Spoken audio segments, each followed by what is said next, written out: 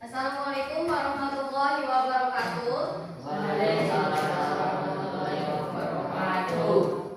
Sudah siap buat pembelajaran hari ini ya? Siap. Ya, nah sebelum mulai pembelajaran kita berdoa dulu yuk. Dipimpin doanya. Bismillah. Hari ini berangkat semua. Coba Bu Guru absen ya. Pertama dari Ahmad Juprianto. Linta, dibuka buku pelajaran bahasa Indonesianya.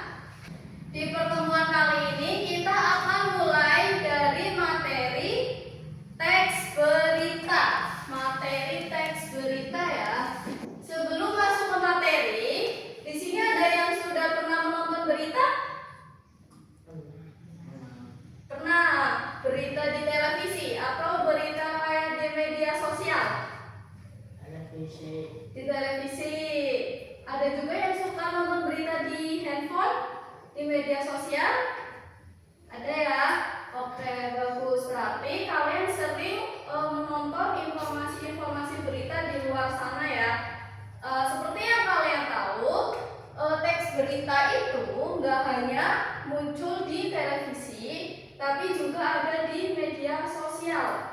Sekarang berita itu mudah kita temui ya, di televisi, di media sosial kayak X, Instagram, TikTok. Kalian bisa menemukan berbagai berita.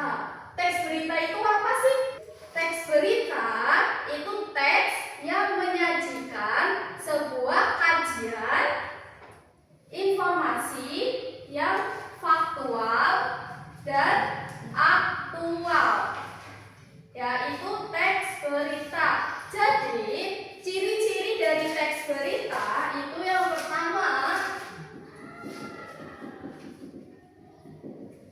ciri-ciri dari yang Bu Guru jelaskan tadi. Teks berita itu kan yang menyajikan sebuah kajian, peristiwa, informasi terkini dan yang dapat dipercaya. Berarti ciri-ciri dari teks berita itu yang pertama ada aktual, ya, ada aktual.